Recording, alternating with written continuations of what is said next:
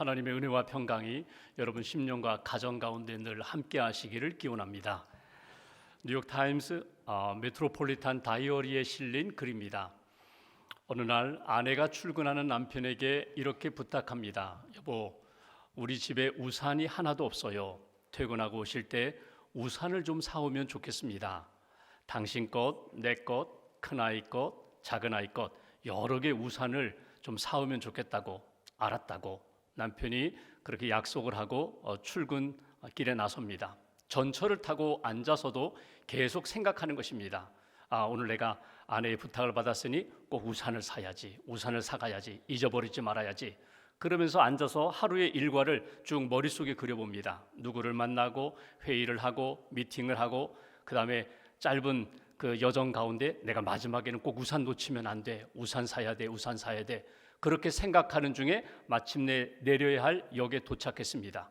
그래서 정신없이 나가면서 무의식 중에 자기 옆에 있는 우산 하나를 쥐어들고 전철을 나가려고 했어요. 그랬더니 옆에 있는 사람이 여보게요, 그 당신 우산 아닙니다. 그거 제 겁니다. 왜 그걸 가져가시려고 하냐고. 아이고 미안하다고, 잘못했다고, 아이고 정말 미안하다고 사과도 하고 또 체면도 구겼어요. 그렇게 전철에서 나와서 하루 일과를 마쳤습니다. 이제 집에 돌아가는 시간인데 그래 약속대로 우산을 사야지. 그래서 우산을 여러 개 사가지고 이렇게 한아름 안고 다시 전철을 탔습니다. 사람들이 별로 없었어요. 타서 자리에 앉았더니 맞은편에 아침에 자기가 실수로 가져갔던 그 우산의 주인이 앉아 있는 거예요. 그러면서 아주 묘한 미소를 짓고 있습니다. 그리고 한마디 합니다. 오늘 수입이 좀 괜찮아요? 당신 솜씨를 보니까 대단해. 아침에 한번 실수했는데 내가 내 돈을 주고 우산을 샀음에도 불구하고 그 사람 눈에는 솜씨 좋은 사람으로, 도둑놈으로 그렇게 비쳤다는 것입니다. 우리가 인생을 살다 보면은 실수할 수 있어요. 실패할 수 있어요. 그리고 오해도 받을 수 있어요. 그런 상황 가운데 나는 어떻게 처신하고 있는가? 여러분 어떻습니까? 여러분은 실수나 실패한 경험이 있습니까? 특별히 신앙생활하면서 기도하고 시작해야 되는데 기도하지 않고 내 생각대로 시작했다가 실수하고 실패하는 그런 일도 있습니다. 조금 더 하나님의 뜻을 구하고 말씀을 묵상하고 하나님의 말씀의 기준으로 시작해야 되는데 그냥 내 감정으로 시작했다가 실수하고 실패하는 그런 때도 있습니다. 여러분은 실패 후에 어떻게 달라졌습니까? 똑같은 실수 반복하지 않고 이제는 기도하고 하나님의 뜻을 구하고 말씀에 맞추어서 그렇게 실수 없이 실패 없이 신앙의 여정을 이어가고 있습니까? 아니면 그때 실수했는데 또 실수해요. 그 실수를 반복하면서 자괴감에 빠지고 나는 그렇지 뭐, 내 인생은, 내 믿음은 이 정도밖에 안 돼. 여러분 그런 삶을, 신앙생활을 살고 계시지는 않습니까? 오늘 성경에는 이스라엘 백성들이 크게 실수를 합니다. 아니, 신앙적으로 실패를 합니다. 그 실패한 이스라엘 백성들 하나님께서 다시금 기회를 주십니다. 은혜를 주십니다.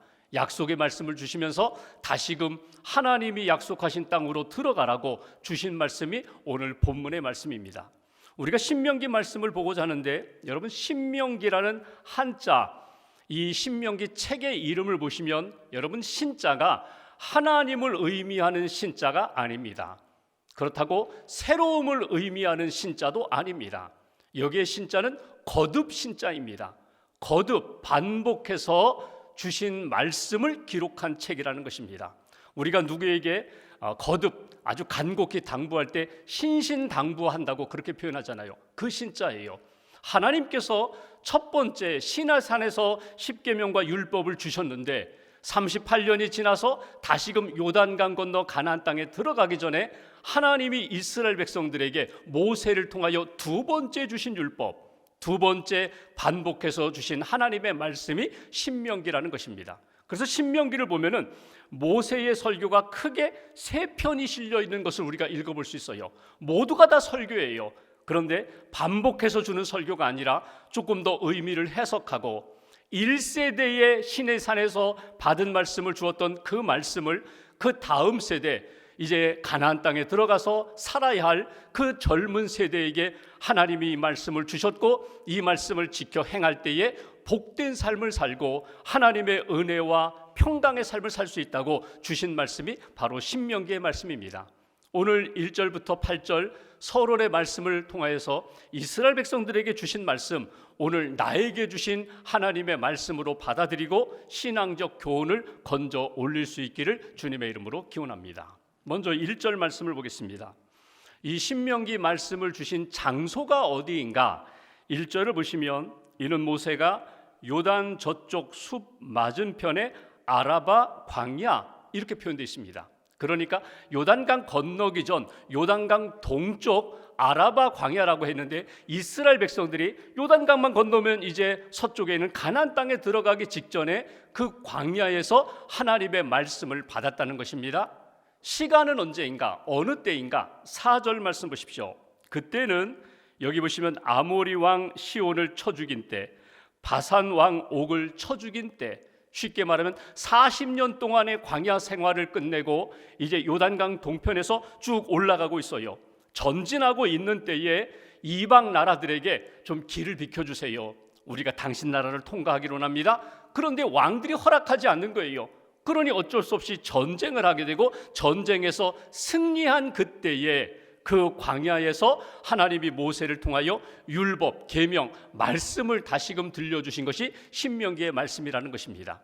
신명기를 시작하면서 하나님이 이때에 이스라엘 백성들에게 말씀을 주셨고, 이 장소에서 말씀을 주셨다, 이렇게 말씀을 시작하면서 우리에게 첫 번째로 신명기의 가장 중요한 이 하나님의 마음, 말씀을 잊어버리지 말아라. 2절 3절 말씀 보실까요? 제가 2절 보겠습니다. 호렙산에서 세일산을 지나 가데스 바네아까지 10하루길이었더라. 3절 같이 봉독합니다. 40째 해 11째 달 그 달 첫째 날에 모세가 이스라엘 자손에게 여호와께서 그들을 위하여 자기에게 주신 명령을 다 알렸으니, 여기 2절에 보면 10하루 이렇게 11일 동안 걸어가서 가데스 바네아에 도착했다는 11이라는 날짜가 나옵니다. 3절에 보면은 40째 달, 40째 해, 40년이에요. 40년 11월 1일, 그러니까 애굽에서 나온 지 40년이 되었다는 거예요. 40년이 지나서 하나님이 정한 때에 하나님의 방법으로 이제 이스라엘 백성들로 하여금 요단강 건너 가나안 땅에 들어가게 하신다. 오늘 그 말씀이거든요. 여기서 우리가 주목할 지명이 하나 나옵니다. 그것이 가데스 바네아예요. 이스라엘 백성들이 2절 다시 한번 보실까요? 호렙산에서 세일산 지나 가데스 바네아까지 이르게 되었다. 며칠 걸렸다고요? 11일 걸렸다는 거예요. 여러분, 이스라엘 백성들이 출애굽하여 애굽에서부터 여기 호렙산은 시내산을 말하는 것입니다. 시내산까지 오는 여정을 대략 1년 정도 잡습니다. 13개월 이렇게 표현합니다. 1년 정도 이렇게 출애굽하여 홍해를 건너고 광야의 여정을 지나서 시내산에 도착했을 때 하나님이 모세에게 십계명을 주시고 율법을 주셨어요. 시내산에서 말씀을 받았습니다. 계명을 받았습니다. 그리고 약속의 땅 가나안 땅으로 올라가라. 쭉 올라가면서 북쪽으로 가데스 바네아라는 지역에 머무르게 됩니다. 여기까지 며칠 걸렸다고요? 시내산에서 가데스 바네아까지 10일이 걸렸다는 거예요. 그런데 그냥 가데스 바네아, 이제 가나안 땅이 눈에 보이는 그 지명에서 믿음으로 들어가면 되는데, 거기서 들어가지 못하고 정탐꾼 12명을 보내게 됩니다. 12명의 정탐꾼 아무나 선택한 것이 아닙니다. 각 지파의 지도자, 영적 지도자라고 생각하는 그런 사람들을 뽑아가지고 40일 동안 가나안 땅을 정탐하게 했어요. 가서 40일 동안 정탐하고 와서 12명이 무슨 보고를 합니까? 우리가 그 땅에 가보니 말이 아니에요. 우리는 그들에 비하면 아주 메뚜기 같은 존재입니다. 그들은 아주 장신이에요. 아주 기골이 장대해요. 우리는 그 땅에 가면 다 죽습니다. 10명이 부정적인 보고를 해요. 믿음 없는 보고를 해요. 여호수아와 갈렙 두 사람만 아닙니다. 하나님이 우리를 보내셨으니 우리는 그 땅을 차지할 수 있습니다. 하나님이 함께 하시니 능히 우리는 그 땅을 점령할 수 있습니다. 믿음의 보고를 한 사람은 딱 두 사람밖에 없어요. 그러니까 여러분 보십시오. 다수에 의해서 결국 이스라엘 백성들이 그 땅 가지 못하겠다, 이렇게 불신앙적인 생각이 그들 가운데 자리 잡게 되었다는 거예요. 또 하나의 사건은 뭐냐면 그때에 모세와 아론에 대하여 원망하고 불평하는 이야기들이 많이 나오기 시작합니다. 왜 우리를 애굽에서 여기까지 인도하고 왜 광야의 여정을 지나가게 하고 가나안 땅에도 못 들어가니까 결국 우리가 이 땅에서 죽게 되잖아. 그러면서 반란을 일으키게 돼요. 여기에 대하여 하나님이 주목하십니다. 내 백성에 대하여 이스라엘 백성들 구원했는데 은혜를 베풀었는데 실망했다는 거예요. 그리고 진노하십니다. 이 백성을 여기서 멸하리라, 끝내리라. 그때 모세가 나서죠. 하나님 안 됩니다. 하나님이 구원한 백성을 이 땅에서 진멸하시면 이방 나라가 뭐라고 이야기하겠습니까? 안 됩니다. 하나님 살려주세요. 기회를 한번 주세요. 그때 하나님이 제시하신 방법이 너희가 가나안 땅에 가서 40일 동안 정탐하고 왔지, 그러면 하루를 1년으로 해서 40일, 40년 동안 내가 이 광야에서 너희를 훈련시키리라, 너희를 다듬으리라. 그리고 다음 세대 1세대가 아니라 2세대가 하나님 앞에서 믿음을 가지고 그 땅에 들어가게 될 거야. 이것이 주시는 메시지예요. 여러분 보십시오.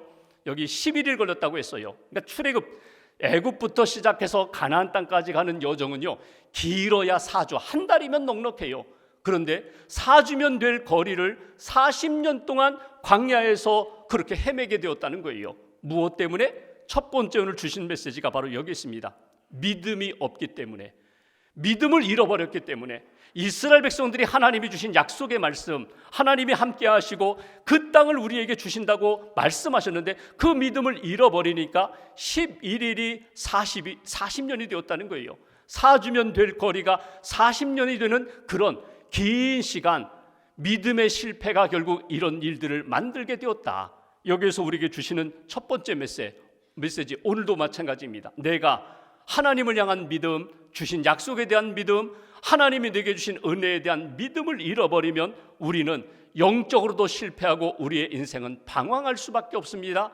믿음이 없으면 실패한다는 교훈을 오늘 말씀에서 우리는 얻게 됩니다. 여러분, 지난 시간들을 돌아볼 때에 믿음이 있으면 여러 가지 어려운 일도 있고 장애물도 있지만 하나님이 이길 수 있도록 힘을 주십니다. 하나님이 피할 길도 내주십니다. 그런데 믿음이 없으면 불신앙적인 생각이 가득할 때 우리는 결국 자포자기하고 무너지게 돼요. 믿음으로 바라보고 믿음으로 고백하고 믿음으로 발걸음 걸어가야 되는데 오늘 믿음의 지도자라는 사람 12명이 정탐하면서 우리는 못합니다, 안 됩니다, 그런 불신앙적인 생각과 불신앙적인 마음이 가득할 때 실패했던 것처럼 우리의 삶에 믿음을 잃어버리는 일이 없도록 날마다 믿음을 세워가는, 하나님을 붙잡고 믿음으로 승리하는 하나님의 사람들 되시기를 주님의 이름으로 기원합니다. 여러분, 불신앙의 단계가 있어요. 처음부터 믿음이 좋았던 사람들이 한순간에 뚝 떨어져서 불신앙의 자리에 떨어지는 것 아닙니다. 먼저 여러분, 믿음이 있음에도 불구하고, 은혜를 받았음에도 불구하고, 기적을 경험했음에도 불구하고 이스라엘 백성들의 발자취를 통해서 우리가 알 수 있는 것처럼 불신앙의 첫 번째 단계는요, 은혜를 잊어버리는 거예요. 하나님의 놀라운 능력, 기적 잊어버리는 거예요. 그때가 그랬나? 그거 우연한 일이 아닌가? 어쩌다가 그렇게 된 일이 아닌가? 하나님의 은혜, 하나님의 놀라운 역사를 잊어버려요. 그리고 두 번째, 하나님의 능력에 대한 믿음을 잃어버려요. 그건 아니야, 하나님은 그거 못하실 거야. 이스라엘 백성들이 그랬잖아요. 가나안 땅에 들어가서 그 큰 사람들 앞에 우리는 못해, 우리는 못하지만 하나님은 하시는데 하나님의 능력조차도 잊어버리고 부인하게 되니까 불신앙의 자리에 빠지게 되는 거예요. 그러니까 결국 어떻게 됩니까?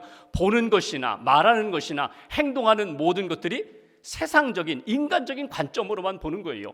믿음의 눈으로 바라보고 믿음으로 선포하고 믿음으로 걸어가야 되는데 믿음이 없으니까 인간적인 세상적인 그런 관점으로만, 세상적인 발걸음만 걷게 되는 그런 모습이 되어버린다.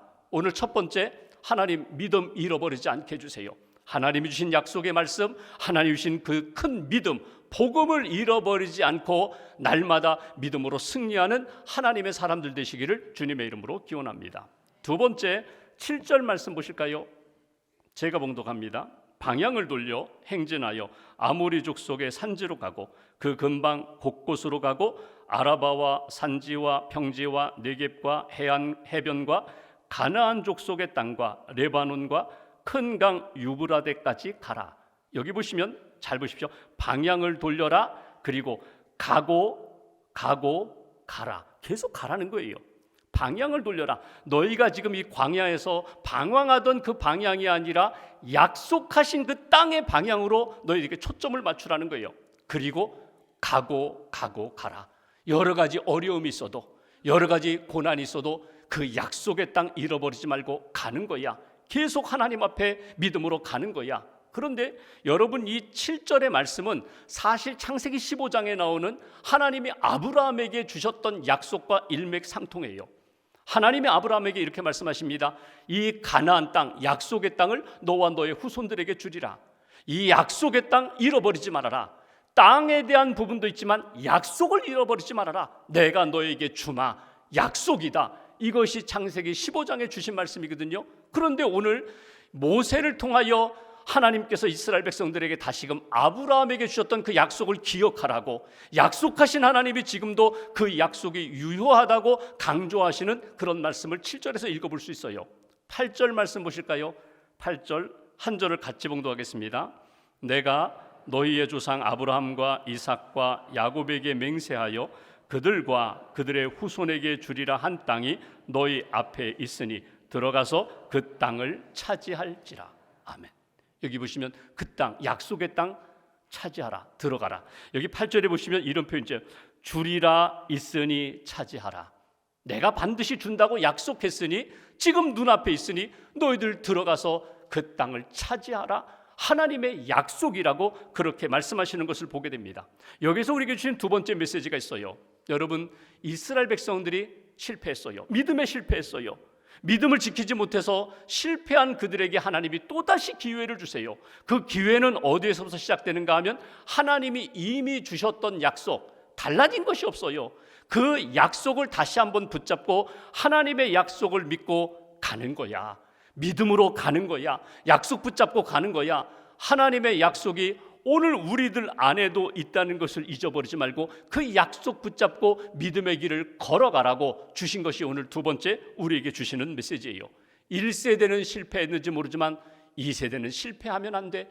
하나님의 약속이 너희 안에 있다. 그 약속 붙잡고 믿음의 발걸음을 걸어가는 하나님의 백성이 되어라. 이것이 주시는 메시지예요. 여러분, 인생을 살아갈 때에 때로는 내 뜻대로, 내 방향대로, 내 원하는 대로 갈 때가 있어요. 근데 여러분, 그렇게 걷다가 실패하고 실수하여 상처받고 고난 가운데 있을 때 제일 먼저 기억할 것이 무엇이라고요? 하나님이 내게 주신 약속이 무엇일까? 하나님이 이미 내게 주신 약속인데 내가 잃어버린 약속은 없는가? 다시 한번 점검하는 거예요. 그리고 그 약속 붙잡고 믿음으로 걸어가는 하나님의 백성이 되어야 한다. 이것을 오늘 본문에서 우리에게 가르쳐 주십니다. 6절 말씀 보실까요? 모세의 신앙 고백. 이스라엘 백성들, 하나님의 약속을 붙잡고 사는 이스라엘 백성들은 이 하나님에 대한 믿음의 고백을 한순간도 잊어버리지 말아라. 6절 앞부분에 보시면 이렇게 표현합니다. 우리 하나님 여호와께서 호렙산에서 우리에게 말씀하여 이르시기를. 우리 하나님 여호와. 너무너무 좋은 표현이에요. 너무너무 좋은 신앙 고백이에요. 우리라는 것은 무엇입니까? 연대성을 말하는 거잖아요. 분명히 둘, 셋, 넷, 천만이 되었는데 우리 하면은 우리가 연대, 하나가 되었다는 거예요. 한 울타리 안에 있다는 거예요. 하나님과 우리가 하나 될 뿐만 아니라 우리와 우리, 각 개별적인 인격들이 예수 그리스도 복음 안에서 하나님의 뜻 안에서 하나가 되었다는 거예요. 우리 하나님이라는 이 엘로힘이라는 이 하나님의 명칭은요, 전능하신 하나님이에요. 능력의 하나님이에요. 권능의 하나님이에요. 창조주 하나님, 말씀으로 세상을 창조하신 하나님, 인생을 바꾸시고 역사를 바꾸시는 하나님. 우리 하나님, 그분은 어떤 하나님? 여호와 하나님. 여호와 하나님이라는 표현은요, 언약의 하나님이에요. 우리에게 변치 않는 약속을 주신 하나님, 그리고 그 약속을 이루어 가시는 전능하신 하나님, 우리 하나님 아버지. 이것이 모세의 신앙 고백인데 이것이 오늘 우리들에게 꼭 필요하다는 거예요. 왜냐하면 여호와, 언약을 주셨고 그 언약을 이루시는 하나님이기 때문에 실패했어요, 어두움 가운데 있어요, 고난 가운데 있어요. 그때 우리가 붙잡을 하나님은 우리 하나님 여호와. 언약을 주셨고 약속을 주셨고 믿음으로 일어서면은 반드시 붙들어 주시는 하나님을 나는 붙잡고 말씀과 약속으로 다시금 일어서겠습니다. 이것이 오늘 주시는 메시지예요. 실패했어도 실수했어도 다시금 찾아오셔서 내가 너에게 약속했다, 내 조상들에게 약속했다. 과거의 그 약속이 바뀌지 않았다는 거예요. 그 약속을 내가 이루리라 우리에게 다시금 주시는 하나님의 음성과 약속을 딱 붙잡으시기를 주님의 이름으로 기원합니다. 2025년이 시작됐어요. 여러분의 금년 한 해 목표가 무엇입니까? 목적이 무엇입니까? 여러분, 목적과 목표가 분명히 있어야 돼요. 목적 없으면 방황하게 돼요. 목표 없으면 방향을 잃어버리게 돼요. 목적과 목표는 세웠어요. 그런데 목적대로 그 방향대로 살지 않고 내가 원하는 곳으로 가요. 그러면 여전히 실패하는 인생, 방황하는 인생이 될 수밖에 없어요.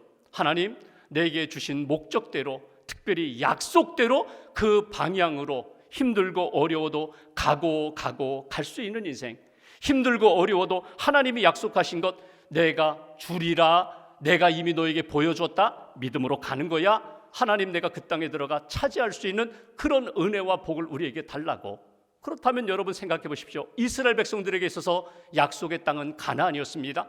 그러면 여러분 자신에게 있어서 약속의 땅은 어디입니까? 여러분에게 있어서 가나안은 어디예요? 신앙생활하면서 내게 있어서 약속하신 가나안은요, 천국입니다. 하나님 나라예요. 우리에게 약속하신 천국을 바라보며 우리가 살아갑니다. 또 우리에게 주신 가나안 약속의 땅은 어디일까요? 내가 성령을 받으면 나를 보내시는 곳, 그곳이 가나안이 되어야 돼요. 사도행전 1장 8절, 성령이 임하시면 너희가 권능을 받고 예루살렘, 유대, 사마리아 땅끝까지 내 증인이 되리라. 예수의 증인이 되리라. 내가 가는 곳마다 그 땅이 복된 땅이 되고 내가 만나는 사람들마다 그 사람이 복된 사람이 될 수 있도록 내가 믿음의 사람이 되고 하나님의 약속, 예수 그리스도의 복음을 붙잡고 살아가는 그 인생이 될 때 내가 밟는 땅이 가나안이 되고 내가 만나는 그 땅의 영혼들이 하나님의 구원의 역사를 만나는 은혜의 사람, 복된 사람, 구원받는 사람이 된다는 거예요. 잊어버리지 마세요. 나는 지금 어디로 가고 있는가? 성령님 따라가고 있습니다. 말씀 따라가고 있습니다. 주님 주신 약속 붙잡고 주님 인도하시는 대로 걸어가는 인생입니다. 이렇게 고백할 수 있는 저와 여러분들 되시기를 주님의 이름으로 기원합니다. 마지막 하나를 더 보면 믿음 없이 실패했던 이스라엘 백성들 포기하지 않으시고 하나님 찾아가셔서 약속을 주셨어요. 다시금 말씀을 주십니다. 그러면서 실패의 자리에서 마지막 가나안 약속의 땅까지 가는 과정 가운데 어떻게 걸어가면 하나님의 약속을 누릴 수 있을까? 하나님의 복을 성취할 수 있을까? 5절 말씀 보실까요? 5절 한 절 함께 봉독합니다. 모세가 요단 저쪽 모압 땅에서 이 율법을 설명하기 시작하였더라. 일러스되, 모세가 요단 동편 여기 평지에서 율법을 설명하기 시작하였더라. 여기에 설명이라는 것은 거듭 계속 했던 이야기 또 하고 그렇게 반복해서 설명하는 것이 아니라 조금 더 강하게, 조금 더 분명하게 다음 세대, 젊은 세대들이 이해할 수 있도록 쉽게 하나님의 말씀을 설득력 있게 전했다는 그런 표현이거든요. 여기 보시면 5절에 율법을 설명했다라는 표현이 나옵니다. 3절을 보실까요? 3절 끝부분에 자기에게 주신 명령을 다 알렸다고 했습니다. 1절 끝부분 보십시오. 이스라엘 무리에게 선포한 말씀이니라. 여기 말씀, 명령, 그 다음에 율법 똑같은 이야기예요. 하나님이 우리에게 이 실패의 자리, 어둠의 자리에서 빛의 자리, 하나님의 약속을 누릴 수 있는 자리까지 인도하는 과정 가운데 우리가 날마다 붙잡고 걸어가야 할 것이 무엇인지를 오늘 성경에서 가르쳐 주세요. 무엇 붙잡고 간다고요? 하나님의 말씀 붙잡고 가는 것이다. 말씀을 믿고 말씀대로 걸어갈 때에, 말씀 붙잡고 말씀을 지켜 행할 때 하나님이 약속하신 그 땅을 얻게 되리라. 이것이 우리에게 주신 세 번째 메시지입니다. 우리는 오늘도 하나님의 말씀, 약속의 말씀을 믿고 그 말씀 붙잡고 믿음의 걸음을 걷겠습니다. 이것이 오늘 우리에게 주신 세 번째 메시지예요. 여러분, 하나님의 약속의 말씀을 붙잡으면요, 우왕좌왕하지 않아요. 방황하지 않아요. 그 말씀이 나를 붙잡아 주시고 나를 길잡이가 되셔서 인도해 주신다는 거예요. 어두운 밤길에 말씀이 등불이 되게 하시고 힘들고 어려운 고난의 시간에 하나님의 말씀이 내게 힘이 되시고 산성이 되셔서 그 말씀을 따라 살아가는 인생이 된다. 여러분, 성경을 쭉 보시면 새 일을 시작할 때에, 새 나라를 건설할 때에, 하나님의 놀라운 역사를 이룰 때에 믿음의 사람들에게 꼭 당부했던 말은 똑같아요. 하나님의 말씀을 유념하라. 하나님의 말씀을 가슴에 새겨라. 하나님의 말씀을 붙잡아라. 여러분, 모세의 후계자 여호수아가 이스라엘 백성 이끌고 가나안 땅 요단강을 건너갈 때요, 너무나 두려웠어요. 그래서 여호수아 1장에 보면은 계속해서 하나님이 여호수아에게 주신 말씀이 강하고 담대하라, 두려워하지 말아라, 내가 너와 함께함이라. 그리고 주신 말씀이 말씀을 붙잡아라. 말씀을 붙잡고 너도 말씀을 가르쳐라. 말씀 따라가면 이 요단강도 건너갈 수 있어, 여리고 도성도 무너뜨릴 수 있어, 가나안 족속도 무너뜨릴 수 있어, 하나님의 약속을, 하나님의 은혜와 복을 누릴 수 있어. 이게 여호수아에게 주신 말씀이에요. 다윗, 그는 늘 말씀을 사모했던 사람입니다. 그가 임종의 시간 자기 아들 솔로몬에게 유언을 남겨요. 열왕기상 2장 3절에 보면은 내가 모든 사람 가는 길 간다. 그런데 솔로몬, 내 하나님 여호와의 명령을 지켜 그 길로 행하라. 율법, 여기 법률, 계명, 윤례, 증거, 하나님의 말씀, 모세의 율법을 기록된 대로 지키라. 자꾸 인간적으로 해석하지 말고 적용하지 말고 말씀 그대로 순종하고 지키면 내가 어디로 가든지 형통하리라. 이게 다윗이 자기 아들 솔로몬에게 준 유언이거든요. 말씀을 붙잡으면 믿음으로 승리하고, 말씀을 잃어버리면 유혹에 넘어져요. 영적으로 실패해요. 하나님의 사람들, 사울왕이 그랬잖아요. 처음에는 하나님 경외하고 말씀을 두려워했던 그가 말씀을 가볍게 여기고 자기가 스스로 해석하게 되니까 결국 말씀에서 떠나게 되고 결국 실패하는 인생이 되잖아요. 하나님이 우리에게 주신 약속의 말씀 붙잡고 주님 부르시는 날까지 믿음의 길을 잘 걷겠습니다. 다짐하고 또 다짐하고 점검하고 말씀 안에 있는가 확인하며 사는 믿음의 인생이 되어야 한다. 사도 요한이 요한일서 2장 3절 4절 5절에 보면은 하나님의 계명을, 하나님의 말씀을 떠나지 말라고, 그 말씀을 붙잡을 때에 말씀이 너를 붙잡아 주신다고. 5절 한 절만 우리가 같이 봉독할까요? 요한일서 2장 5절 한 절 같이 봉독합니다. 누구든지 그의 말씀을 지키는 자는 하나님의 사랑이 참으로 그 속에서 온전하게 되었나니 이로써 우리가 그의 안에 있는 줄 아노라. 내가 하나님의 능력 안에, 예수 그리스도의 복음 안에, 성령의 은혜 안에 있다는 것을 무엇으로 확인한다고요? 말씀을 붙잡고 있으면 내가 주님 안에 있고 주님의 능력 안에 있다는 것을 확인할 수가 있다. 우리에게 주신 믿음, 우리에게 주신 소망, 우리에게 주신 하나님을 향한 꿈도 말씀 붙잡고 있을 때 하나님이 성취시켜 주신다. 오늘 그 말씀이에요. 하나님 앞에서 말씀 잃어버리지 말고 주신 비전, 주신 목표, 목적 잘 이루어가는 성도님들 되시기를 주님의 이름으로 기원합니다. 마틴 루터 킹 목사님이 1963년 8월 28일에 I have a dream이라는 유명한 연설을 했어요. 수만 명이 모여있는 흑백의 갈등 속에 있던 그 미국 사회, I have a dream, 나는 꿈이 있습니다. 흑인 어린이와 백인 어린이가 손잡고 함께 평화롭게 노는 나는 그 나라를 꿈꾸고 있습니다. 흑백 갈등이 강할 때에 그때 그렇게 외쳤던 말씀이거든요. 근데 사실 이것은 마틴 루터 킹 목사님이 만든 것이 아니라 이사야 11장에 있는 말씀이에요. 이사야 11장 6절에 보면은 그때에, 여기 그때는 언제입니까? 주님의 구원의 역사가 나타나는 때에, 예수님 메시아를 보내주시는 그때, 예수님 붙잡는 그때에 이리가 어린 양과 함께 산다.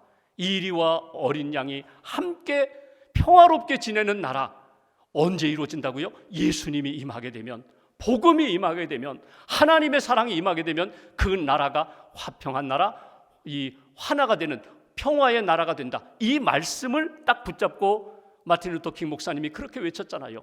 여러분, 시간이 지나 지금도 미국에 흑백 갈등이 있다고 하지만 지금은요, 그 거의 없이 그렇게 살아가는 그런 나라가 됐어요. 여러분, 인생을 살아가다 보면, 역사를 보면은요, 여러분, 진보와 보수, 부한 자와 가난한 자, 노사의 갈등, 또 여러분 이념의 갈등은 늘 있었어요. 그리스도인들이 이때에 딱 붙잡을 것이 무엇인가? 예수님 붙잡아야 돼요. 말씀 붙잡아야 돼요. 내가 말씀 안에 있고 말씀 따라 살아갈 때 하나님이 나를 통하여 이루시는 화평케 하는 역사도 만들 수 있고, 하나님의 나라를 세워가는 역사도 나를 통하여 하나님이 이루어 가신다는 거예요. 신명기를 시작하면서 하나님이 이스라엘 백성들에게 주신 말씀, 거울로 나를 다시 한번 비춰봅니다. 믿음 없으면 실패한다. 실패한 인생에 하나님이 다시금 기회를 주시는데 그 기회는 언약의 말씀이야. 약속 붙잡고 날마다 말씀 안에서 믿음의 길을 걸어가면 하나님이 결국 승리하는 그런 역사로 만들어 주실 거야. 하나님의 영광, 하나님의 나라를 세워 주실 거야. 이 말씀 붙잡고 한 주간 말씀으로 믿음으로 승리하는 저와 여러분들 되시기를 주님의 이름으로 기원합니다. 기도하겠습니다.